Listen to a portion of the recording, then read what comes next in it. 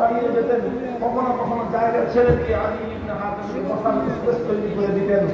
এরকম সম্মানজনক একজন সম্মানিত একজন ব্যক্তি ছিলেন আলী ইবনে হাতিম। ইসলাম গ্রহণ করার পূর্বে তিনি একজন আহলে কিতাব ছিলেন। পূর্ববর্তী আসমানি কিতাব ইনজিল তাওরাত সম্পর্কে তার ঈমান ছিল। সেই আলী ইবনে হাতিম রাদিয়াল্লাহু আনহু নবী করিম সাল্লাল্লাহু আলাইহি ওয়াসাল্লামের নিকট এসে সূরা বারাতের একটি আয়াত সম্পর্কে প্রশ্ন উত্থাপন করলেন। ইয়া রাসূলুল্লাহ, কোরআনে পাকের সূরাতুল বারাতের মধ্যে আমাদের ইহুদি এবং খ্রিস্টানদের সম্পর্কে একটা অভিযোগ করা হয়েছে। আমি একজন খ্রিস্টান ছিলাম, সাধারণ খ্রিস্টান নয়, বরং একজন জ্ঞানী শিক্ষিত খ্রিস্টান ছিলাম। সুতরাং খ্রিস্টান ধর্মের আদ্যপান্ত সবই আমার জানা আছে। আমার জানা মতে খ্রিস্টানদের মধ্যে যেই দোষটা নাই, এমন একটা দোষ আল্লাহ কোরআনে পাকের মধ্যে খ্রিস্টানদের এবং ইহুদিদের দোষ বলে অভিযুক্ত করেছেন। বিষয়টা আমার বুঝে আসতেছে না, এই জন্য আমি আপনার কাছে এটা ব্যাখ্যা জানতে চাই। প্রশ্নটা বুঝতে পারলেন? আল্লাহ রাসূল সাল্লাল্লাহু আলাইহি ওয়াসাল্লাম জানতে চাইলেন কোন অভিযোগ। সূরাতুল বারাতের আয়াত তেলাওয়াত করলেন আলী ইবনে হাতিম রাদিয়াল্লাহু আনহু। আল্লাহর কোরআন সূরাতুল বারাতের মধ্যে বলেছে, ইত্তাখাযু আহবারহুম ওয়া রুহবানাহুম আরবাবাম মিন দুনিল্লাহ। ইত্তাখাযু আহবারহুম ওয়া রুহবানাহুম আরবাবাম মিন দুনিল্লাহ। আল্লাহ বলছেন অভিযোগের সুরে যে ইহুদি এবং খ্রিস্টানদের লোকেরা তারা তাদের মধ্যকার দুই শ্রেণীর মানুষকে আল্লাহর জায়গায় আল্লাহকে বাদ দিয়ে, যেখানে এক আল্লাহকে রব করে ঘোষণা করার কথা, এক আল্লাহকে রব করে মানার কথা, তারা সেখানে এক আল্লাহকে বাদ দিয়ে তারা তাদের মধ্যকার দুই শ্রেণীর মানুষকে রব হিসেবে গ্রহণ করে নিয়েছে। প্রথম শ্রেণীর মানুষ হলো আহবারহুম। আহবার হিন্দুদের বহুবচন। হিন্দু বলা হয় দক্ষ জ্ঞানী ব্যক্তিকে, যেমন আমরা আল্লামা শব্দ ব্যবহার করে থাকি। আল্লামার অর্থে হিন্দু শব্দ ব্যবহার হয়, অর্থাৎ আল্লাহ কোরআন বলল ইহুদি খ্রিস্টানরা তাদের মধ্যকার যারা জ্ঞানী শিক্ষিত মানুষ রয়েছে, রুহবানাহুম, এবং তাদের মধ্যে যারা পাদ্রী রয়েছে শিক্ষিত জ্ঞানী, আর পাদ্রী শ্রেণীর মানুষদেরকে তারা আল্লাহর পরিবর্তে রব বানিয়ে নিয়েছে। অভিযোগটা বুঝলেন? বলেন, বুঝা গেল? লক্ষ্য করেন, দিকে তাকাবেন না। ইহুদি খ্রিস্টানরা কাদেরকে রব বলেছে? বলেন কাদেরকে? ইহুদি এবং খ্রিস্টানদের মধ্যে যারা জ্ঞানী ছিল, শিক্ষিত ছিল তাদেরকে। আর কাদেরকে? তাদের মধ্যে যারা পাদ্রী ছিল তাদেরকে। বলেন তো প্রথম কাদেরকে? জ্ঞানীদেরকে, শিক্ষিতদেরকে। আর দুই নম্বর হলো কাদেরকে? পাদ্রীদেরকে। এই দুই শ্রেণীর মানুষকে তারা রব বানিয়ে নিয়েছে। কার জায়গায়? আল্লাহর জায়গায়। এটা হলো আল্লাহর কোরআনের অভিযোগ ইহুদি এবং খ্রিস্টানদের সম্পর্কে। হযরত আলী ইবনে হাতিম বললেন, ইয়া রাসূলুল্লাহ, আমি তো খ্রিস্টান ছিলাম, খ্রিস্টানরা কাকে রব মানে আর কাকে রব মানে না এটা আমার ভালো করে জানা আছে। আমরা তো কোনোদিন আমাদের কোনো জ্ঞানী ব্যক্তিকে অথবা আমরা আমাদের মধ্যকার কোনো পাদ্রীকে তো কোনোদিন ইবাদত করি নাই, পূজা করি নাই, তাহলে আমরা তাদেরকে রব বানালাম কোথায়? বুঝতে পারছেন প্রশ্নটা? এটা হলো আলী ইবনে হাতিমের প্রশ্ন যে আমরা তো কোনোদিন আমাদের কোনো জ্ঞানী ব্যক্তিকে শ্রদ্ধা করি নাই, আমাদের কোনো জ্ঞানী ব্যক্তির ইবাদত আমরা করি নাই, আমরা তো কোনোদিন আমাদের কোনো পাদ্রীকে শ্রদ্ধা করি নাই, আমাদের কোনো পাদ্রীর তো আমরা ইবাদত করি না। কাজে আমাদের সম্পর্কে আপনারা এই অভিযোগ কেন করবেন যে আমরা আমাদের জ্ঞানী আর পাদ্রী শ্রেণীকে আমরা রব বানিয়ে নিয়েছি? এই কথা আল্লাহ কেন বললেন?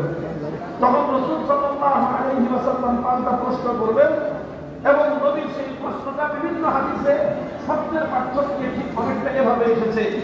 আল্লাহ নবী বললেন পাল্টা প্রশ্নে, আলাস্তুম হারামতুম মা হারামুহু ওয়া আহলালতুম মা আহাল্লুহু। হে আলী, একটা কথা তুমি চিন্তা করে জবাব দাও, তোমাদের মধ্যে এমন কোন রীতিনীতি ছিল কিনা যে তোমাদের জ্ঞানী সম্প্রদায় আর পাদ্রী সম্প্রদায় তারা যখন কোন একটা জিনিসকে বৈধ বলে দিত, অথচ সেই জিনিসটাকে আসমানি কিতাবের মধ্যে অবৈধ বলা হয়েছে, আসমানি কিতাবের অবৈধ জিনিসকে তোমাদের শিক্ষিত আর পাদ্রীরা যখন বৈধ বলে দিত, তখন থেকে তোমরা সেটাকে বৈধ বলে গ্রহণ করে নিতে। আবার আসমানি কিতাব একটা জিনিস বৈধ রয়েছে, সেই জিনিসটাকে তোমাদের শিক্ষিত এবং পাত্রী শ্রেণীর লোকেরা অবৈধ বলে দিলে তোমরাও সেটাকে অবৈধ বলে মেনে নিতে, এমন ব্যাপার তোমাদের মধ্যে ছিল কিনা? এবার আদি ইবনে হাতেম বলেন, ইয়া রাসূলুল্লাহ, এটা তো ছিল। আমাদের অনেক শরীয়তের বিধান, আমাদের অনেক আইন যেটা আল্লাহ দিয়েছেন, সেই আইনগুলো যুগে যুগে আমাদের এই আহবার এবং রুহবান, আমাদের এই শিক্ষিত সুশীল আর এই পাত্রী শ্রেণী, তারা আমাদের এই সকল অনেক আসমানি কিতাবের অনেক বিধানকে তারা পরিবর্তন করে দিয়েছে। আল্লাহ যেটাকে হারাম করেছিলেন তারা পরবর্তীতে এটাকে হারাম করে দিয়েছে, আল্লাহ যেটাকে হারাম করেছিলেন তারা পরবর্তীতে এটাকে হারাম করে দিয়েছে। আর এইভাবে আল্লাহর কিতাবের মধ্যে, আল্লাহর শরীয়তের মধ্যে নানা রকম অ্যামেন্ডমেন্ট এনেছে, নানা রকম সংশোধনী এনে তারা ইহুদি এবং খ্রিস্টানদের জন্য নানা জিনিস বৈধ আর অবৈধ করে সিদ্ধান্ত দিয়েছে। এবং এই সকল শিক্ষিত আর পাত্রী শ্রেণীর দানকৃত বৈধতা এবং অবৈধতাকে ইহুদি এবং খ্রিস্টান জাতি মেনে নিয়েছে। আল্লাহ নবী তখন এই প্রশ্নের জবাব উদ্ধার করে বললেন, ফাযালিকা অথবা ফাতিলকা ইবাদাতুহুম। হে আদি ইবনে হাতেম, কোন ব্যক্তিকে, কোন মানুষকে, কোন গায়রুল্লাহকে রব মানার অর্থ শুধু এটা নয় যে তাকে সিজদা করতে হবে, কাউকে রব মানার অর্থ শুধু এটা নয় যে তার পূজা করতে হবে, বরং তুমি যখন আল্লাহর আইনের বিপরীতে কোন মানুষের আইনকে যখন তুমি মেনে নিলা, আল্লাহ যেটাকে বৈধ বলেছেন তার বিরুদ্ধে গিয়ে কোনো মানুষ যখন কোনো একটা জিনিসকে অবৈধ বললো, আর মানুষের অবৈধতাকে তুমি অবৈধ হিসেবে গ্রহণ করলা, মানুষের বৈধতাকে তুমি বৈধতা বলে গ্রহণ করলা, আল্লাহকে উপেক্ষা করে গায়রুল্লাহকে যখন তুমি গ্রহণ করলা, তখন তুমি সেই গায়রুল্লাহকে আল্লাহর জন্য নির্ধারিত সংরক্ষিত আসন তুমি দান করলা। আর এটাই হলো সেই গায়রুল্লাহকে পূজা করা আর ইবাদত করার নামান্তর। এই হাদিস দ্বারা স্পষ্ট বোঝা যায়, যে তাগুত দুই শ্রেণীর হয় মানুষ সমাজের মধ্যে। এক শ্রেণীর তাগুত হয় মানুষ যাদেরকে ইবাদত করে, পূজা করে, তারা হলো তাগুত। যেরকম লাত, মানাত, উজ্জা, হুবাল ছিল সে যুগের তাগুত। আর এ যুগের তাগুত হলো দুর্গা, সরস্বতী, কালী ইত্যাদি যে সকল মূর্তি আর দেবতাগুলোকে যারা পূজা করে, এগুলো হলো তাগুত। ঠিক তদ্রূপ এগুলো যেরকম তাগুত, ও তদ্রূপ ইহুদি এবং খ্রিস্টানরা আল্লাহর জায়গায় যাদের আইন মেনে নিত তারা ওই যুগের তাগুত ছিল। আর এই যুগের মুসলমান সম্প্রদায়, তাদের মধ্যে যারা আল্লাহর আইনের বিরুদ্ধে আইন তৈরি করার পর সে আইন যেই সকল মুসলমানরা মেনে নেয়, যেই সকল আইনগুলোকে মানুষ মেনে নেয়, মানুষ যারা আল্লাহর বিরুদ্ধে আইন তৈরি করে, তারাও হবে এক একটা আস্থার দেবতা এবং তাগুত। কাজেই হে ইমানদার, যদি তোমাকে ঈমানের উপর অবিচল থাকতে হয়, তোমাকে যদি ঈমান আল্লাহর নিকট গ্রহণযোগ্য করতে হয়, শুধু আল্লাহর ইবাদত করলেই তুমি শুধুমাত্র একত্ববাদী হতে পারো না। একত্ববাদী হওয়ার জন্য ইবাদত যেরকম একমাত্র আল্লাহর জন্য করতে হবে, একত্ববাদী হওয়ার জন্য ঠিক তদ্রূপ আইন তৈরি করার চূড়ান্ত ক্ষমতা একমাত্র আল্লাহর, এই কথা তোমাকে বিশ্বাস করতে হবে। একটা হলো তাওহীদ ফিল উলুহিয়্যা, তাওহীদ ফিল ইবাদা। একটা হলো ইবাদতের ক্ষেত্রে একত্ববাদ, আরেকটা হলো তাওহীদ ফিল হাকিমিয়্যা, আইন তৈরি করবার ক্ষেত্রে একত্ববাদ। আল্লাহর একত্ববাদ শুধুমাত্র ইবাদতের ক্ষেত্রে মানলে ঈমানদার হওয়া যায় না। ইবাদতের ক্ষেত্রে যেরকম আল্লাহর একত্ববাদকে বিশ্বাস করতে হয়, ঠিক তদ্রূপ আইন তৈরি করবার সার্বভৌম ক্ষমতার ক্ষেত্রেও আল্লাহ রাব্বুল আলামিনের তাওহীদ ফিল হাকিমিয়্যাতকে মানতে হবে। যারা তাওহীদ ফিল হাকিমিয়্যাতকে মানে না, তারা ওই রকম মুশরিক যারা সরস্বতীর পূজা করে, দুর্গার পূজা করলে একজন মানুষ যে রকম মুশরিক হয়, আল্লাহর আইনের বিরুদ্ধে মানব রচিত কোনো আইন মেনে নিলে একজন মানুষ তার সমান মুশরিক হয়। সমাজে মুসলমান নামধারী গিজ গিজ করতেছে মুশরিক, মসজিদের মধ্যে নামাজের জন্য যারা কাতার হয়ে দাঁড়ায় গিজ গিজ করতেছে মুশরিক। হজ করে আসতেছে প্রতিবার, ডবল হাজি, ত্রিপল হাজি, চৌপল হাজি,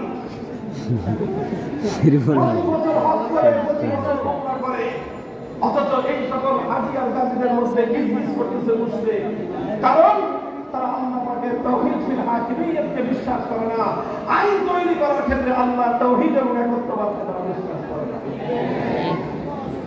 মুহতারাম হাজিরিন, এই তাওহীদ ফিল হাকিমিয়্যাত আজ আমাদেরকে বুঝতে হবে, ভালো করে মানতে হবে এবং জাতির মধ্যে এই দাওয়াত এবং এই মিশন বাস্তবায়ন করতে হবে। আমরা আমাদের এই সমাজের মধ্যে, আমাদের এই দেশের মধ্যে নানাভাবে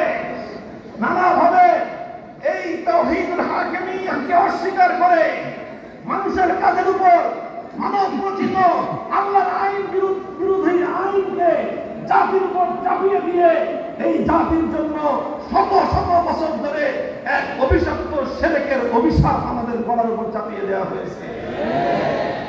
মুসলমানদের ইতিহাস পর্যালোচনা করলে দেখা যায় মুসলমানদের মধ্যে এই ধরনের শিরক ছিল না। এই যে তাওহীদ ফিল হাকিমিয়্যাতকে অস্বীকার করা, আল্লাহর আইন ছাড়া, আল্লাহর আইনের জায়গায় কোনো গায়রুল্লাহর আইনকে বিশ্বাস করা, মেনে নেওয়া, এই অভিশপ্ত ধারা মুসলমানদের মধ্যে ছিল না। খায়রুল কুরুনে ছিল না, সাহাবীদের যুগে ছিল না, তাবেঈদের যুগে ছিল না, তাবেঈদের যুগে ছিল না, খেলাফতে বনু উমাইয়ার যুগে ছিল না, খেলাফতে বনু আব্বাসিয়ার যুগেও ছিল না। সর্বপ্রথম মুসলমানদের মধ্যে এই অভিশপ্ত ধারা যেই ব্যক্তি এবং যেই সম্প্রদায় স্থাপন করলো, সেই সম্প্রদায়কে বলা হয় তাতারি সম্প্রদায়। তাতারি সম্প্রদায়েরা সর্বপ্রথম তাদের নেতা চেঙ্গিস খানের পক্ষ থেকে প্রণীত কিছু আইন, সেই আইনকেই তারা সমাজের মধ্যে, রাষ্ট্রের মধ্যে আল্লাহর আইনের বিরুদ্ধে গিয়ে সেই আইনকে তারা কার্যকর করলো, যেটাকে তারা ইয়াসেন বলতো। ইতিহাস এবং তাফসীরের কিতাবের কথা এভাবেই পাওয়া যায়। এই অভিশপ্ত ধারা মুসলমানদের উপর চালু হওয়ার পর মুসলিম উলামায়ে কেরাম, মুসলমানদের শাসকবর্গ, মুসলমানদের মুজাহিদিন ইসলাম অনেক রক্তের বিনিময়ে, অনেক ত্যাগের কোরবানির বিনিময়ে আবার মুসলমানদের ভিতর থেকে এই অভিশপ্ত ধারাকে বাতিল করেছে, উচ্ছেদ করেছে। মুসলিম সমাজের মধ্যে হাজার বছর পর্যন্ত আর সেই মানব রচিত কোনো আইন, আল্লাহর আইনের জায়গায় তারা চলতে দেয় নাই। এভাবেই পুনরুদ্ধার হয়েছে। তাতারিরা মুসলমান হয়ে গিয়েছে, অধিকাংশ তাতারি মুসলমান হয়ে তারা মানব রচিত সেই আইনের অভিশপ্ত ধারা থেকে ফিরে এসে আল্লাহর আইনের দ্বারাই তারা নিজেদের জীবনকে পরিচালিত করেছে। এইভাবে চলতে চলতে মুসলিম সমাজের মধ্যে এটাই ছিল প্রধান ধারা। মুসলমানদের যতগুলো সাম্রাজ্য ছিল, সেই খেলাফতে বনু আব্বাসিয়ার পরে দীর্ঘদিন পরে আবার খেলাফতে ওসমানিয়া, সেই খেলাফতে ওসমানিয়ার যুগেও মুসলিম সমাজের মধ্যে প্রায় এই যে বর্তমান আজকের পৃথিবীর মানচিত্রের মধ্যে প্রায় 57টা মুসলিম দেশ আছে। এই সবগুলো দেশ একসময় খেলাফতের অন্তর্ভুক্ত ছিল, আর প্রতিটা দেশে খেলাফতের অন্তর্ভুক্তির কারণে সেখানে আইন চলতে একমাত্র কার? চিন্তা করবেন, আইন চলতে একমাত্র কার? এটা ছিল মুসলমানদের ঈমানের বিষয়। মুসলমানরা যেরকম ইবাদতের ক্ষেত্রে এক আল্লাহর একত্ববাদকে বিশ্বাস করত, আইন তৈরি করার ক্ষেত্রে আল্লাহর একত্ববাদকে মুসলমানরা বিশ্বাস করত। আর এজন্যই মুসলমানরাই ছিল পৃথিবীতে একমাত্র একত্ববাদী জাতি। মুসলমানদের শত্রুরা ষড়যন্ত্র করে মুসলমানদের এই একত্ববাদকে কেড়ে নেওয়ার পায়তারা করলো। আর এরপরে ইউরোপের শিল্প বিপ্লবের পরে যখন ইউরোপ ইসলামের উপর, মুসলিম বিশ্বের উপর সাম্রাজ্যবাদী আগ্রাসন পরিচালনা করলো, মুসলমানদের বিশাল একটা অঞ্চল ব্রিটিশরা দখল করে ব্রিটিশ সাম্রাজ্যের অন্তর্ভুক্ত করে নিল। মুসলমানদের আরেকটা বিশাল অঞ্চল ফ্রান্স দখল করে ফ্রান্সের সাম্রাজ্যের অন্তর্ভুক্ত করে নিল। আরেকটা বিশাল অঞ্চল ইতালি দখল করে ইতালির সাম্রাজ্য সেখানে স্থাপন করলো। ইতালিয়ান সাম্রাজ্য, ফ্রান্সিসি সাম্রাজ্য আর এই ব্রিটিশ সাম্রাজ্য, তারা মুসলিম সমাজের মধ্যে সবচেয়ে ভয়ঙ্কর যে কাজটা করলো, সেই কাজ হলো মুসলিম সমাজ থেকে আইনের ক্ষেত্রে আল্লাহ পাকের একত্ববাদ, তাওহীদ ফিল হাকিমিয়্যাতকে উৎখাত করে আল্লাহর আইনের জায়গায় তারা তাদের পক্ষ থেকে মানব রচিত আইন জাতির উপর, মুসলমানদের উপর চাপিয়ে দিল।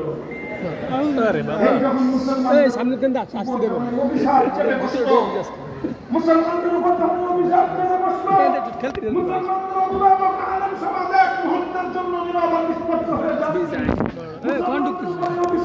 বসার সঙ্গে সঙ্গে পৃথিবীর প্রতিটি জনপদ থেকে তাদের জীবনের মায়াকে ত্যাগ করে জানকে হাতের উপর নিয়ে এই তাওহীদ ফিল হাকিমিয়্যাত আল্লাহর একত্ববাদকে বাস্তবায়ন করার জন্য সাম্রাজ্যবাদের বিরুদ্ধে অসম লড়াই আর যুদ্ধ শুরু করে দিলেন। আমাদের এই পাক ভারত উপমহাদেশে সর্বপ্রথম শাহ আব্দুল আজিজ মুহাদ্দিস দেহলভী রাহমাতুল্লাহি আলাইহি তিনি বললেন যে আমার দেশ থেকে আল্লাহর আইনকে উদ্ধার করে নিয়ে ব্রিটিশরা তাদের আইন বাস্তবায়ন করেছে। সুতরাং এই দেশে যত সংখ্যক মুসলমান থাকুক না কেন, যে দেশের আইন হয় গায়রুল্লাহর আইন, সেই দেশের সরকার 100 মুসলমান থাকলেও সেই দেশটা মুসলমানদের দেশ, ইসলামী দেশ থাকে না, সেই দেশটা হয়ে যায় দারুল হারব। সেই দারুল হারবের ফতোয়া দিলেন এবং তিনি বললেন এই দারুল হারবকে আবার দারুল ইসলামে পরিণত করা, অর্থাৎ এই মুসলিম জনপদ থেকে গায়রুল্লাহর বিধান এবং গায়রুল্লাহর আইনকে উচ্ছেদ করে আবার আল্লাহর আইন বাস্তবায়ন করার জন্য জিহাদ করা মুসলমানদের জন্য ফরজ। এই ফতোয়ার পর শুরু হলো মুসলমানদের লড়াইয়ের প্রস্তুতি, জিহাদের প্রস্তুতি, যুদ্ধের প্রস্তুতি, অসম লড়াইয়ের প্রস্তুতি নিতে নিতে 1757 সালে ব্রিটিশরা আমাদের দেশে তাদের সাম্রাজ্যের থাবা বিস্তার করার পর আল্লাহর আইনকে উচ্ছেদ করে মানব রচিত আইনের দ্বারা আমাদেরকে শাসন করতে আরম্ভ করলো। 1757 সালের পর 1831 সালে সর্বপ্রথম শহীদ আহমদ শহীদ রহমতুল্লাহি আলাইহির নেতৃত্বে আল্লাহর জমিনে আল্লাহর আইন বাস্তবায়নের সেই ধারাকে আবার ফিরিয়ে আনার জন্য জিহাদ হলো, লড়াই হলো, লড়াই হলো বালাকটের মনে, জিহাদ হলো বালাকটের জিহাদ। সেই জিহাদে আমাদের পূর্বপুরুষরা রক্ত দিলেন, জীবন দিলেন, শাহাদাত বরণ করলেন, কিন্তু আল্লাহর আইন বাস্তবায়ন করার চেষ্টা থেকে এক কদম তারা পিছপা হলেন না। 1831 সালের 5 মে বালাকটের রণাঙ্গনে রক্তস্নাত ইতিহাস প্রতিষ্ঠিত হয়েছিল শুধুমাত্র এই জন্য যে আইন চলবে আল্লাহর জন্য একমাত্র কারা। ওনারা শাহাদাত বরণ করলেন, আন্দোলন পরাস্ত হলো, ওনারা থেমে গেলেন না, আবার নতুন করে প্রস্তুতি গ্রহণ করলেন। 1857 সালের আগে 19 শতকের মাঝামাঝি সময়ে আমাদের পূর্বপুরুষগণ তারা খেলাফতের ঘোষণা দিলেন। তারা একটা এলাকায় ঘোষণা দিলেন এই এলাকায় আল্লাহর আইন চলবে। সেই এলাকাটাকে তারা খেলাফত ঘোষণা করে সেই খেলাফতের একটা রাজধানী দারুল মামলাকা ঘোষণা করলেন। থানা ভবন, থানভী রহমতুল্লাহি আলাইহির জন্মভূমি, সেই থানা ভবনকে বললেন এটা হলো আমাদের রাষ্ট্র, আমাদের খেলাফতের প্রধান কেন্দ্র। সেই দারুল খেলাফত প্রধান হলেন আমিরুল মুমিনিন আবদুল্লাহ মুহাজির মক্কি রহমতুল্লাহি আলাইহি। সেই খেলাফতের চিফ জাস্টিস হলেন রশিদ আহমদ গঙ্গুহি রহমতুল্লাহি আলাইহি। সেই খেলাফতের প্রধানমন্ত্রী হলেন কাসেম নানভী রহমতুল্লাহি আলাইহি। সেই খেলাফতের প্রধান সেনাপতি হলেন হাফেজ জাফর শহীদ রহমতুল্লাহি আলাইহি। তারা ঘোষণা করলেন আমাদের অধিকৃত এলাকায় একমাত্র আইন চলবে কারা? আমরা ব্রিটিশের আইন মানি না, আল্লাহর আইনের জায়গায় কোনো গায়রুল্লাহর আইন আমরা মানি না। ওনারা ব্রিটিশের আইন অমান্য করার স্পষ্ট ঘোষণা দিয়ে দিলেন। শুরু হলো ব্রিটিশের সঙ্গে লড়াই, শুরু হলো যুদ্ধ, শুরু হলো আজাদী সংগ্রাম, শুরু হলো সশস্ত্র যুদ্ধ, স্বাধীনতার যুদ্ধ। 1857 সালে সামনে হলো জিহাদ। সেই জিহাদে মুসলিম রাষ্ট্রে মুসলিম খেলাফতের প্রধান সেনাপতি হাফেজ জামিল রহমতুল্লাহি আলাইহি শাহাদাত বরণ করলেন। মুসলমানদের অকাতর রক্ত ঝরল, হাজার হাজার আলেম সমাজকে ধরে ধরে ফাঁসির কাস্টে ঝুলানো হলো। এতিম হলো আলেমদের সন্তান, বিধবা হলো আলেমদের স্ত্রীরা, পরখালি হলো আলেম সম্প্রদায়ের মায়েদের। তারা সব কিছু সহ্য করে নিলেন, বরদাস্ত করে নিলেন, কিন্তু আল্লাহর জমিনে গায়রুল্লাহর কোন আইন তারা মেনে নেন না। ওনারা সশস্ত্র সংগ্রামে বিজয়ী হতে পারলেন না। ওনারা আবার নতুন করে শুরু করলেন। 1857 সালের 10 বছর পরে 1866 সালে দারুল উলুম দেওবন্দ প্রতিষ্ঠা করলেন আর ঘোষণা করলেন দেখতে দেখা যায় একটা শিক্ষা প্রতিষ্ঠান, কিন্তু দারুল উলুম দেওবন্দ এটা কোনো শুধু নিছক শিক্ষা প্রতিষ্ঠান নয়, বরং এই শিক্ষা প্রতিষ্ঠান থেকে আল্লাহ জমিনে আবার আল্লাহর দ্বীন, আল্লাহর আইন বাস্তবায়ন করার সংগ্রামী তৈরি করার কারখানা হিসেবে আমরা এটাকে শুরু করলাম যাত্রা। 1866 সালে যাত্রা শুরু হয়ে 90 বছর পর্যন্ত সংগ্রাম চলল, 80 বছর পর্যন্ত সংগ্রাম চলল। 80 বছরের সংগ্রামের পর 1947 সালে ইংরেজরা, ব্রিটিশরা এই দেশ ছেড়ে যাওয়ার জন্য সম্মত হলো। তারা বলল আমরা এই দেশটা ছেড়ে যাব। যখন এই দেশটা ছেড়ে যাওয়ার জন্য তারা সম্মত হলো, রাজি হলো, তখন এই ভারতবর্ষে মূলত দুই সম্প্রদায়ের বসবাস ছিল। একটা সম্প্রদায় ছিল হিন্দু, অপর সম্প্রদায় ছিল মুসলিম। হিন্দুরা সংখ্যায় বেশি ছিল, মুসলমানরা সংখ্যায় তাদের তুলনামূলক কম ছিল। তখন মুসলমানরা চিন্তা করলো, যদি আমরা হিন্দু আর মুসলিম মিলে আবার একত্রিত হই, তাহলে আমরা এখানে আল্লাহর আইন বাস্তবায়ন করতে গেলে, কোরআনের আইন বাস্তবায়ন করতে গেলে, শরীয়তের বিধান বাস্তবায়ন করতে গেলে হিন্দুরা এটার বিরুদ্ধাচরণ করতে পারে। সুতরাং আমরা হিন্দুদের সঙ্গে একসাথে থাকবো না, আমরা একটা আলাদা রাষ্ট্র চাই, আমরা একটা আলাদা ভূখণ্ড চাই। সেই ভূখণ্ডে আমরা মুসলমানরা আমরা আমাদের আল্লাহর আইন, আল্লাহর কোরআনের বিধান, ইসলামী শরীয়তের শাসন ব্যবস্থা বাস্তবায়ন করব। এটা নিয়ে সংগ্রাম শুরু হলো, আন্দোলন শুরু হলো। একদিকে হিন্দুস্তান ভারত, আরেকদিকে হলো পাকিস্তান। যেই পাকিস্তানের মাটিতে বাস্তবায়ন হবে আল্লাহর কোরআন। মুহতারাম হাজিরিন, এই পাকিস্তান ভারতবর্ষে যেই সকল অঞ্চলগুলোতে মুসলমানদের সংখ্যাধিক্য ছিল, তার বেশিরভাগ অঞ্চল ছিল সেই পাকিস্তানের, সেই আপনার পাঞ্জাব, খাইবার পখতুনখোয়া এবং তাদের বেলুচিস্তান সহ অনেকগুলো এলাকায় সেখানে মুসলমানদের সংখ্যাধিক্য ছিল। আর তাদের থেকে অনেক দূরে বিচ্ছিন্ন এক এলাকায়, একটা প্রান্তিক এলাকায়, এই বঙ্গ অঞ্চলের পর থেকে পূর্ববঙ্গের এই অঞ্চলে এখানেও ছিল মুসলমানদের সংখ্যাধিক্য। তখন এই মুসলমানরা তারা অনেক ত্যাগের কোরবানি স্বীকার করার জন্য প্রস্তুত হলো।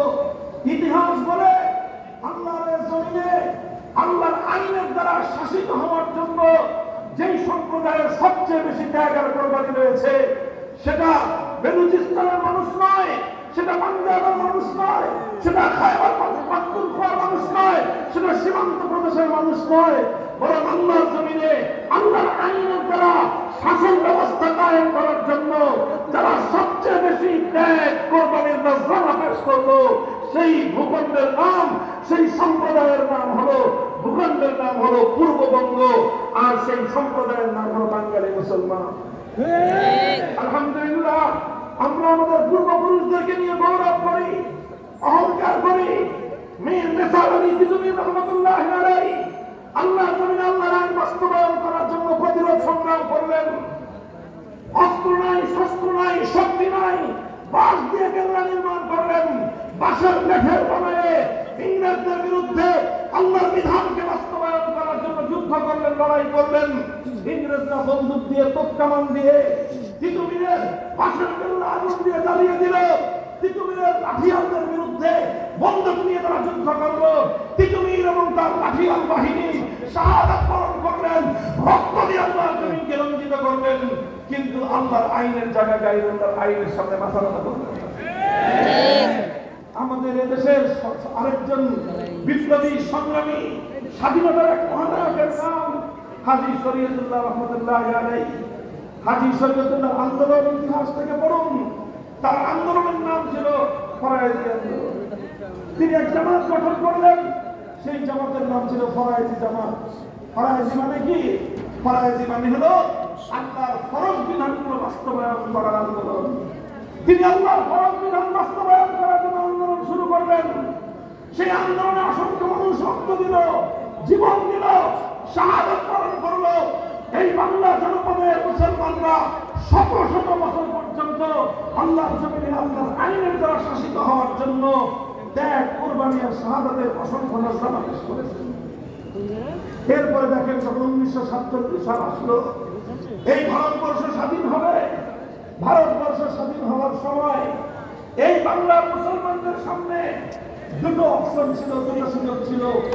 একটা হলো নিজেদের পার্শ্ববর্তী বিশাল ভারতের সঙ্গে একত্রিত হয়ে বিশাল একটা সাম্রাজ্য এবং বিশাল একটা দেশের নাগরিক হওয়া, অনেক বড় দেশের নাগরিক হওয়া। আরেকটা অপশন ছিল, না এত বড় দেশের নাগরিক নয়, এত ফ্যাসিলিটি আর এত সুযোগ সুবিধা নয়, নিকটবর্তী বিশাল অঞ্চলের হিন্দুদের সঙ্গে নয়, বরং সাত সমুদ্র তার নদীর ওপারে মুসলমানদের সঙ্গে সংঘবদ্ধ হয়ে আমরা ভূখণ্ড ছোট পেতে পারি, কিন্তু আমরা এমন একটা ভূখণ্ড চাই যে ভূখণ্ডে আইন হবে কার? ধরে বলেন, সেই ভূখণ্ডে আইন হবে কার? 1947 সালে বাংলার এই জনপদের মুসলমানরা অনেক বড় স্যাক্রিফাইস করেছিল, অনেক বড় জায়গার কোরবানি করেছিল। পশ্চিম পাকিস্তানের মুসলমানরা সেই জায়গার কোরবানি স্বীকার করতে পারে নাই। এই বাংলার মুসলমানরা যেই জায়গার কোরবানি স্বীকার করেছে, আল্লাহর আইনের দ্বারা, কোরআনিক সংবিধানের দ্বারা রাষ্ট্র পরিচালিত হওয়ার ক্ষেত্রে এই বাংলাদেশের মানুষ 98% তারা সমর্থন জানিয়েছিল। অথচ পশ্চিম পাকিস্তানের লোকেরা সমর্থন জানিয়েছিল মাত্র 60-70%। অর্থাৎ আল্লাহর জমিনে আল্লাহর বিধান বাস্তবায়ন করার ক্ষেত্রে মুসলমানদের জন্য কোরআনী শাসনতন্ত্রের মাধ্যমে রাষ্ট্র গঠন করার জন্য, পাকিস্তান গঠন করার জন্য পাকিস্তানের, পশ্চিম পাকিস্তানের মানুষের যত আবেগ এবং তাদের যত জায়গার কোরবানি ছিল, তার চেয়ে অনেক বেশি জায়গার কোরবানি ছিল এই বাংলার মুসলমানদের। এরপরে ইতিহাস আমাদের সঙ্গে বিশ্বাসঘাতকতার ইতিহাস। এরপরে ইতিহাস পশ্চিম পাকিস্তানের শৈল শাসক খান পাঠানরা বাংলাদেশের মুসলমানদের ত্যাগের কোরবানির প্রতি বিদ্যাঙ্গুলি প্রদর্শন করে আমাদের শাহাদাতের ভক্তের সঙ্গে গাদ্দারি করবার ইতিহাস। 24 বছর পর্যন্ত পাকিস্তান টিকে থাকলো। আলেম সমাজ বারবার বললেন 1947 সালের 15ই আগস্ট ব্রিটিশদের কাছ থেকে আমরা দেশটাকে মুক্ত করেছি, স্বাধীন করেছি। আমাদের দেশের আলেম সমাজ বলেছিলেন, বাড়ির কাছে কলকাতা থাকতে, বাড়ির কাছে হিন্দুস্তান থাকতে, হিন্দুস্তানকে লাথি মেরে সেই 7 সমুদ্র পাড়ি দিয়ে পাকিস্তানের সঙ্গে একীভূত হলাম। আমাদের লাহোর, পাঞ্জাব আর করাচির প্রতি আমাদের কোনো দুর্বলতা এবং কোনো আকর্ষণ ছিল না। আমাদের আকর্ষণ ছিল একমাত্র আল্লাহর কোরআনের প্রতি।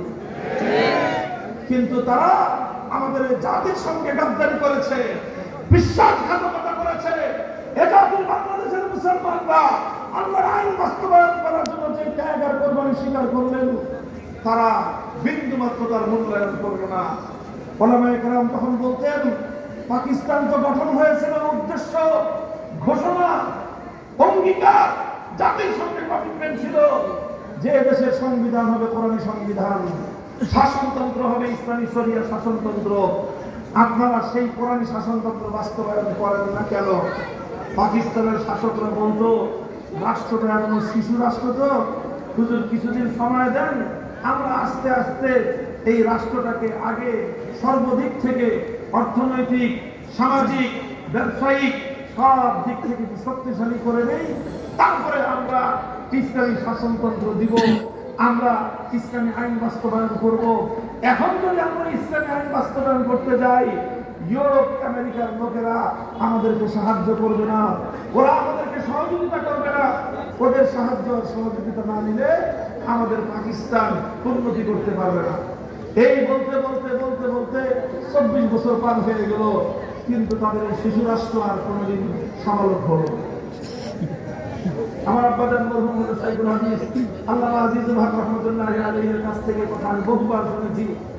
তিনি বলতেন যে আমরা তখন পাকিস্তানিদেরকে বললাম যে একটা শিশু সন্তান মেয়ে হলে 9 থেকে 12 বছরের মধ্যে সামালিকা হয়ে যায়, ছেলে হলে সর্বোচ্চ 12 থেকে 15 বছরের মধ্যে সমালোচ হয়ে যায়। পাকিস্তান শিশু রাষ্ট্র শুনতে শুনতে 24 বছর তোমরা পার করে দিলা, কোরআনী সংবিধান তোমরা দিলে না। আমরা তখন বললাম, যেই রাষ্ট্র আর যেই শিশু 24 বছরও সাধারণ হয় না, যেই শিশু 24 বছরও বালেগ হয় না, ও আর কোনোদিন বালেগ হবে না। এই পোলাপান রাখার দরকার নেই। তখন আমরা দেশটাকে ভেঙে খান খান করলাম।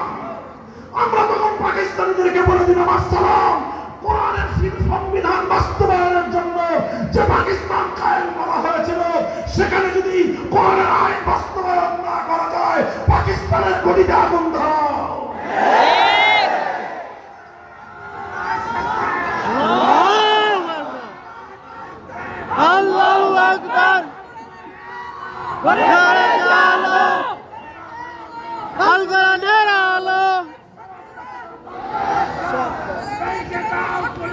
হুশিয়ার সাবধান।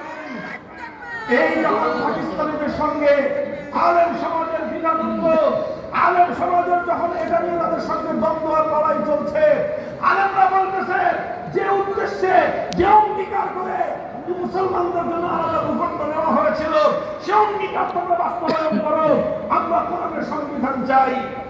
তারা বলতে থাকলো শিশু রাষ্ট্র, শিশু রাষ্ট্র, শিশু রাষ্ট্র। এই কথা যখন চূড়ান্ত পর্যায়ে চলে গেল, 1970 সালে একটা জাতীয় নির্বাচন আসলো। সেই জাতীয় নির্বাচনের সময় প্রথম এই এক রাজনৈতিক কৌশল নিল তখনকার এই বাংলাদেশের একজন নেতা শেখ মুজিবুর রহমান সাহেব। তিনি বললেন 1970-এর জাতীয় নির্বাচনের সময় ইশতেহার ঘোষণা করলেন, নির্বাচনী ম্যানিফেস্টো দিলেন, বললেন নৌকা মার্কায় ভোট দাও, যদি আমরা ক্ষমতায় যেতে পারি, নৌকা যদি ক্ষমতায় যেতে পারে তাহলে এদেশে কোরআন সুন্নাহ বিরোধী কোন আইন থাকবে না, কোরআন সুন্নাহ বিরোধী কোন আইন থাকবে না। এই সর্বপ্রথম তিনি মেনে নিলেন যে এদেশে কোরআন সুন্নাহর বিরুদ্ধে কোন আইন চলবে না। এই অঙ্গীকার করার পর এদেশের মানুষ গড়পড়তায় নৌকা মার্কায় মানল সিল, গড়পড়তায় মানুষ সবাই নৌকায় সিল মেরে বাক্স ভরে দিল। নির্বাচনে তিনি জিতে গেলেন।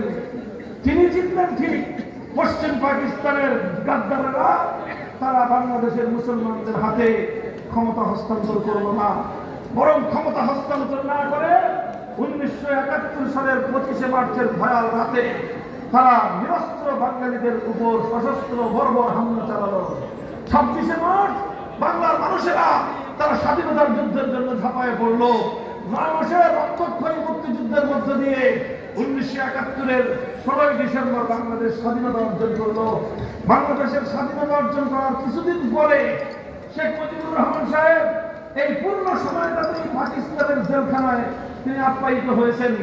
জেলখানা থেকে মুক্ত হয়ে লন্ডনে গিয়েছেন। ভারতের ইন্দিরা গান্ধীর সঙ্গে সাক্ষাৎ করে, দেখা সাক্ষাৎ করে কথাবার্তা বলে তিনি যখন বাংলাদেশে আসবেন তখন শ্রীমতী ইন্দিরা গান্ধী শেখ মুজিবুর রহমান সাহেবের মুজিব কোটের পকেটের মধ্যে একটা চিরকুট ধরায় দিলেন। আর সেই চিরকুটের মধ্যে লেখা থাকলো, তুমি যে দেশ গঠন করবা, তোমরা যে দেশটা স্বাধীন করেছো, সেই দেশের সংবিধান কোরআন সুন্নাহর সংবিধান হবে না। তুমি 70 সালের নির্বাচনে জাতির সঙ্গে যে অঙ্গীকার করেছিলা, সে অঙ্গীকারের সঙ্গে তোমাকে গাদ্দারি করতে হবে, বিশ্বাসঘাতকতা করতে হবে। তুমি একটা সংবিধান তৈরি করবা, যেই সংবিধানের 4টি মূলনীতি হবে জাতীয়তাবাদ, ধর্মনিরপেক্ষতাবাদ, গণতন্ত্র, সমাজতন্ত্র। কোরআন বিরোধী 4 মূলনীতির মাধ্যমে বাংলাদেশের সংবিধান তৈরি করবার জন্য একটা প্রেসক্রিপশন তার পকেটের মধ্যে ঢুকিয়ে দিল।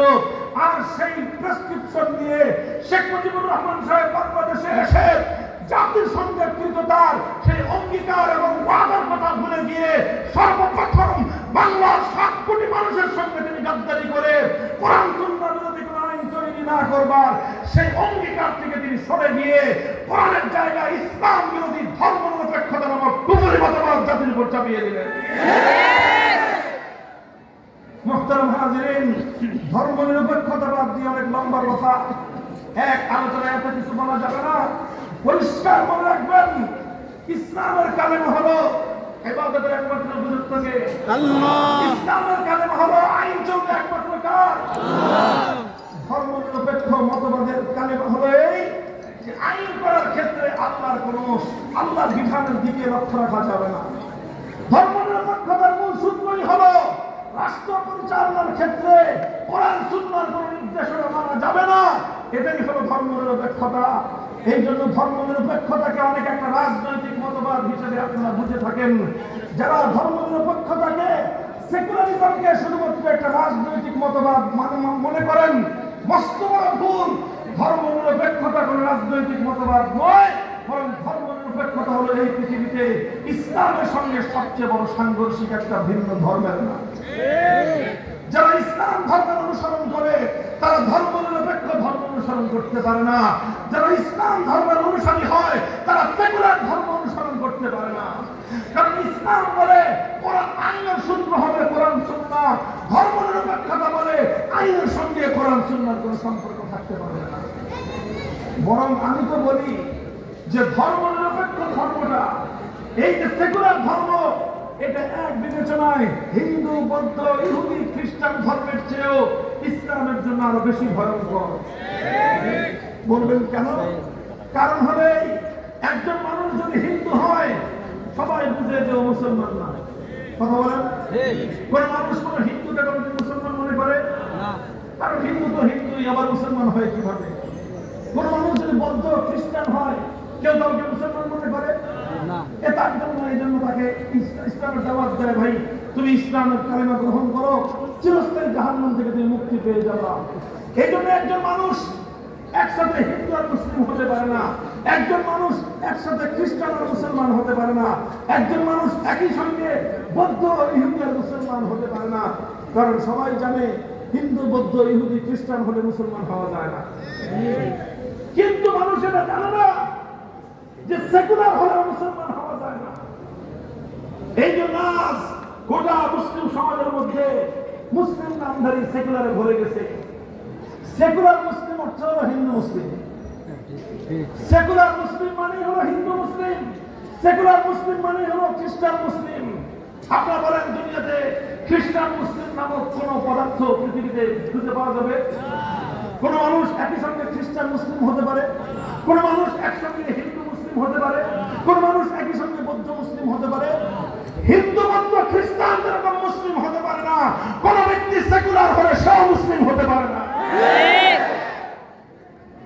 আশ্চর্যজনক ভাবে এই পাশ্চাত্যের ইহুদিরা, পাশ্চাত্যের ইহুদি চক্রান্ত সারা দুনিয়ার মুসলিম সমাজের মধ্যে সেকুলারিজমের মতো বিষাক্ত ধর্ম চালিয়ে দিয়ে লক্ষ লক্ষ মুসলমানদের ঈমান হরণ করে তাদেরকে বেঈমান বানায়, সেকুলার ধর্মের অনুসারী বানিয়ে মুসলমানদের সমাজকে জাহান্নামের আগুন দিয়ে জ্বালিয়ে সারখার করে দিয়েছে। আমি বলেছিলাম সেই যে 70 সালের নির্বাচনের সময় শেখ মুজিবুর রহমান সাহেবের অঙ্গীকার ছিল কোরআন সুন্নাহ বিরোধী কোনো আইন তৈরি করা হবে না। 1971 সালে 72 সালে এসে তিনি তার সেই অঙ্গীকারের সঙ্গে গাদ্দারি করলেন, তিনি তার সেই কমিটমেন্টকে ভঙ্গ করলেন, তিনি তার সেই ওয়াদা ভঙ্গ করে কোরআন সুন্নাহ বিরোধী শুধু আইন তৈরি করলেন না, বরং সম্পূর্ণ কোরআন সুন্নাহর সঙ্গে শতভাগ সাংঘর্ষিক ধর্মনিরপেক্ষ কুফরি মতবাদের দ্বারা এক কুফরি সংবিধান এদেশের মুসলমানদের উপর চাপিয়ে দিলেন। 72 থেকে 75 পর্যন্ত ইতিহাসের ধারাটা বুঝবেন। আমার আখেরি কথা হলো, আজ আমরা যে পর্যায়ে দাঁড়িয়ে আছি, এই পর্যায়ে দাঁড়িয়ে আলেম সমাজের পক্ষ থেকে, মুসলিম জনতার পক্ষ থেকে, তাওহীদি জনতার পক্ষ থেকে, বিপ্লবীদের পক্ষ থেকে এই জাতি এবং এই রাষ্ট্রকর্মকারদের কাছে আমাদের স্পষ্ট একটা পয়গাম দেওয়া দরকার। এটাই হলো আমার মূল মেসেজ, মূল বক্তব্য। 1972-এর পরে 75 পর্যন্ত চলল এই জিনিস। 75-এর পট পরিবর্তনের পরে যারা ক্ষমতায় আসলেন কিছু কিছু চেঞ্জ করতে চেষ্টা করলেন। সেই চেঞ্জিং এর মধ্যে কয়েকটা গুরুত্বপূর্ণ চেঞ্জিং ছিল, 3টা বড় বড় গুরুত্বপূর্ণ পরিবর্তন হয়েছে। সেই পরিবর্তনগুলোর মাধ্যমে পরিপূর্ণ না হলেও সেই সেকুলার থেকে, সেকুলার মতবাদ থেকে করে ইসলামের দিকে দেশকে, সংবিধানকে এগিয়ে আনার চেষ্টা করা হয়েছে। তার মধ্যে প্রথম ছিল সংবিধানের শুরুতে বিসমিল্লাহির রহমানির রহিম সংযুক্ত করা হলো।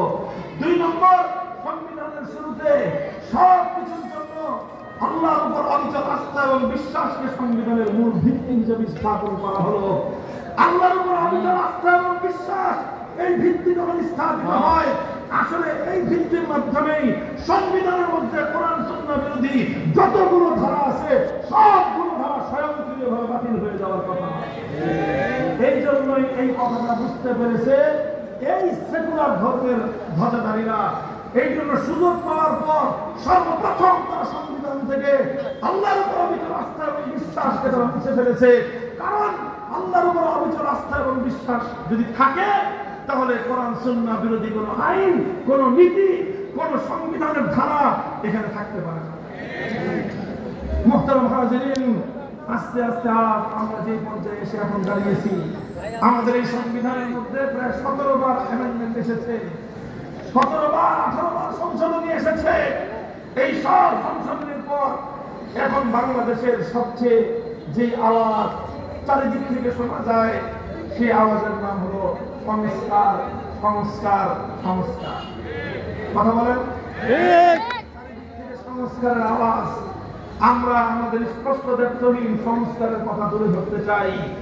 আমরা শুধুমাত্র লিখিত একটা পত্রের মাধ্যমে রাষ্ট্রীয় কর্মকর্তাদের কাছে টেবিলের আলোচনায় নয়, জাতির সামনে আমাদের বক্তব্য আমরা স্পষ্ট ভাষায় তুলে ধরতে চাই। হে মুসলিম সমাজ, হে মুসলমানদের মধ্যে যারা আল্লাহর একত্ববাদকে বিশ্বাস করো, সময় এসেছে এই একত্ববাদকে পক্ষে ধারণ করবার এবং সেই একত্ববাদের বিশ্বাসকে তোমার সমাজে স্থাপন করার। কারণ তুমি যদি তোমার এই একত্ববাদ তাওহীদ ফিল হাকিমিয়াহকে যদি তুমি জায়গাগত বাস্তবায়ন করতে না পারো, পদে পদে তুমি মুসলিম হওয়া সত্ত্বেও তোমাকে ঈমান বিধ্বংসী কার্যকলাপের সঙ্গে সম্পৃক্ত হতে হয়।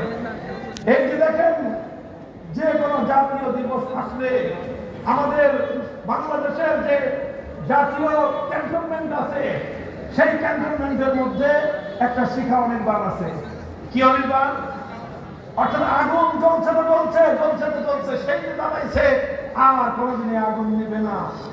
সেই আগুনের সামনে গিয়ে 16 ডিসেম্বর, 26শে মার্চ, 21শে ফেব্রুয়ারি সহ প্রত্যেকটি জাতীয় দিবসের সময় সেই আগুনকে গিয়ে সম্মান জানাতে হয়, স্যালুট দিতে হয়। রাষ্ট্রীয় কোনো অতিথি আসলে, বিদেশ থেকে কোন সেনাপ্রধান বা উচ্চপদস্থ সেনা কর্মকর্তারা বাংলাদেশে আসলে বাংলাদেশের মুসলমানের সন্তান সেনাপ্রধান সহ সেখানে গিয়ে অগ্নি পূজারীদের মতো আগুনের সামনে গিয়ে নীরবতা পালন করতে হয়। যেটা স্পষ্ট শিরকি সংস্কৃতি, যেটা স্পষ্ট শিরক। আগুনকে এভাবে সম্মান জানানো কোন মুসলমানের পক্ষে, যে একত্ববাদকে বিশ্বাস করে, আল্লাহর একত্ববাদে বিশ্বাসী করে মুসলিম, আগুনকে স্যালুট জানাতে পারে না। 21শে ফেব্রুয়ারি আসলেই সকল জায়গায় মৃত ব্যক্তিদের নামে, শহীদদের নামে বেদি তৈরি করা হয়, আর সেই বেদির মধ্যে ফুলের স্তবক তৈরি করা হয়, পুষ্পস্তবক অর্পণ করা হয়।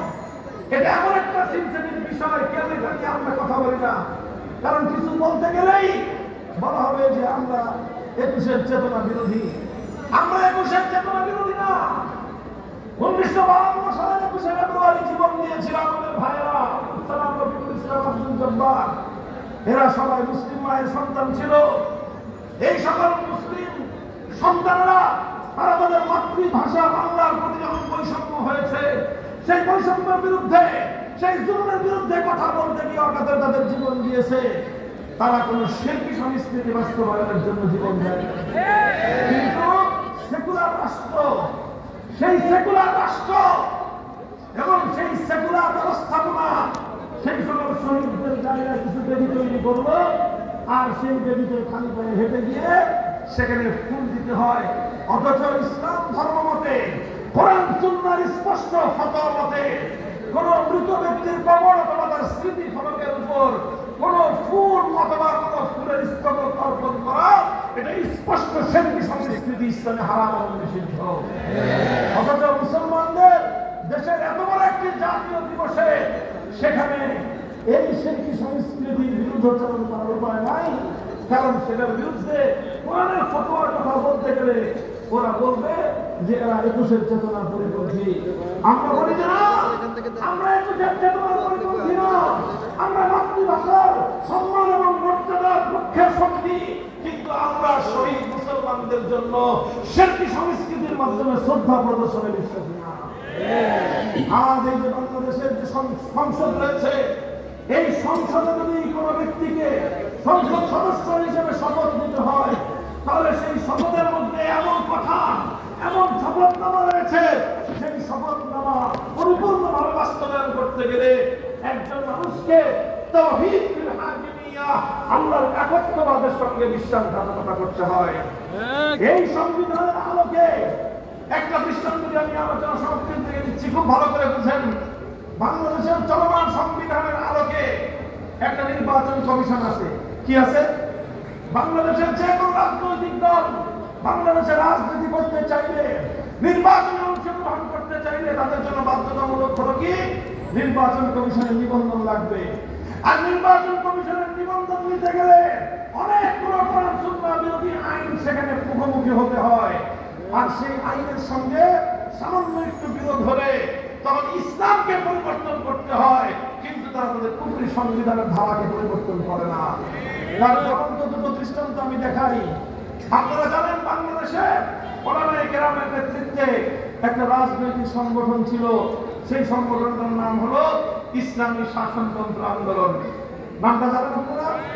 1987 সালে ওলামায়ে কেরাম বাংলাদেশের শীর্ষ আলেম ঐক্যবদ্ধ হয়ে এই প্ল্যাটফর্মটা গঠন করেছিলেন। প্রতিষ্ঠাকালের মুখপাত্র ছিলেন শাইখুল হাদিস আল্লামা আজিজুল হক রাহমাতুল্লাহি আলাইহি। তিনি ছিলেন এর প্রধান সমন্বয়কারী। তার সহযোগী ছিলেন বাইতুল সালামের পীর সাহেব মরহুম আব্দুল জব্বার রাহমাতুল্লাহি আলাইহি। অন্যতম সহযোগী ছিলেন চরমনায়ের মরহুম পীর হযরত সৈয়দ ফজলুল করিম রাহমাতুল্লাহি আলাইহি। তার অন্যতম সহযোগী ছিলেন মরহুম হযরত মাওলানা দেলোয়ার হোসেন সাইদি রাহমাতুল্লাহি আলাইহি। অন্যতম সহযোগী ছিলেন মাওলানা সৈয়দ কামালউদ্দিন জাফরি। তার অন্যতম সহযোগী ছিলেন মরহুম হযরত মাওলানা আব্দুল গফফার রাহমাতুল্লাহি আলাইহি। এই সকল আলেমরা মিলে ইসলামী শাসনতন্ত্র আন্দোলন করলেন। অর্থাৎ তারা দাবি জানালেন যে আমরা একটা আন্দোলন করতে চাই, যে আন্দোলন হলো কুফরি সংবিধান পরিবর্তন করে, কুফরি শাসনতন্ত্র পরিবর্তন করে ইসলামী শাসনতন্ত্র বাস্তবায়ন করব। কিন্তু অভিশপ্ত এই নির্বাচন কমিশন যখন তারা রাজনৈতিক নিবন্ধনের জন্য গেলেন, ইসলামী শাসনতন্ত্র আন্দোলনের লোকদেরকে বলে দিলেন যে ইসলামী শাসনতন্ত্রের নাম নিয়ে বাংলাদেশে কোনো রাজনৈতিক দল গঠন করা যাবে না। কেন গঠন করা যাবে না? কারণ ইসলামী শাসনতন্ত্র এই শব্দ বাংলাদেশের সংবিধানের সঙ্গে সাংঘর্ষিক। কেননা বাংলাদেশের সংবিধান হলো কুফরি শাসনতন্ত্র। আপনারা চান ইসলামী শাসনতন্ত্র করতে, যতদিন পর্যন্ত কুফরি শাসনতন্ত্র, কুফরি সংবিধান থাকবে ততদিন বাংলাদেশে ইসলামী শাসনতন্ত্র নামে অনুমোদন চলবে না। বাধ্য হলেন তারা নাম পরিবর্তন করে শাসনতন্ত্র শব্দ বাদ দিতে হলো।